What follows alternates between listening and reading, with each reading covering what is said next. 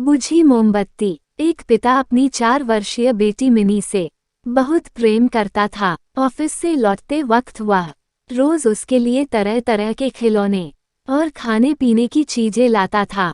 बेटी भी अपने पिता से बहुत लगाव रखती थी और हमेशा अपनी तोतली आवाज में पापा पापा कहकर पुकारा करती थी। दिन अच्छे बीत रहे थे कि अचानक एक दिन मिनी को बहुत तेज बुखार हुआ। सभी घबरा गए। वे दौड़े भागे डॉक्टर के पास गए, पर वहां ले जाते मिनी की मृत्यु हो गई। परिवार पे तो मानो पहाड़ ही टूट पड़ा और पिता की हालत तो मृत व्यक्ति के समान हो गई। मिनी के जाने के हफ्तों बाद भी वे ना किसी से बोलते ना बात करते, बस रोते ही रहते। यहाँ तक कि उन्होंने ऑफिस जाना भी छोड़ दिया और घर से निकलना भी बंद कर दिया।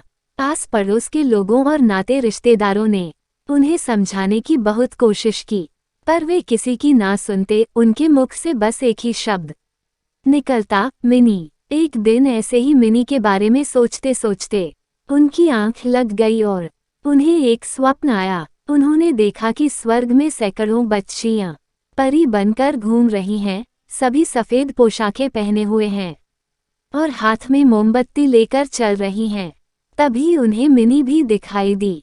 उसे देखते ही पिता बोले, मिनी मेरी प्यारी बच्ची, सभी परियों की मोमबत्तियां जल रही हैं, पर तुम्हारी बुझी क्यों है? तुम इसे जला क्यों नहीं लेती? मिनी बोली, पापा मैं तो बार बार मोमबत्ती जलाती हूँ, पर आप इतना रोते हो कि आपके आंसुओं से मेरी मोमबत्ती बुझ जाती है। ये सुनते ही पिता की नींद टूट गई। उन्हें अपनी गलती का एहसास हो गया। वे समझ गए कि उनकी इस तरह दुखी रहने से उनकी बेटी भी खुश नहीं रह सकती और वो पुनः सामान्य जीवन की तरफ बढ़ने लगे। मित्रों, किसी करीबी के जाने का गम शब्दों से बयान नहीं किया जा सकता, पर कहीं ना कहीं हमें अपने आप को मजबूत करना होता है और अपनी जिम्मेदारियों को निभाना होता है, और शायद ऐसा करना ही मरने वाले की आत्मा को शांति देता है। इसमें कोई संदेह नहीं कि जो हमसे प्रेम करते हैं वे हमें खुशी देखना चाहते हैं, अपने जाने के बाद भी। दोस्तों, कहानी अच्छी लगी हो तो कृपया लाइक और शेयर करें और मेरे चैनल को सब्सक्राइब करना ना भूलें।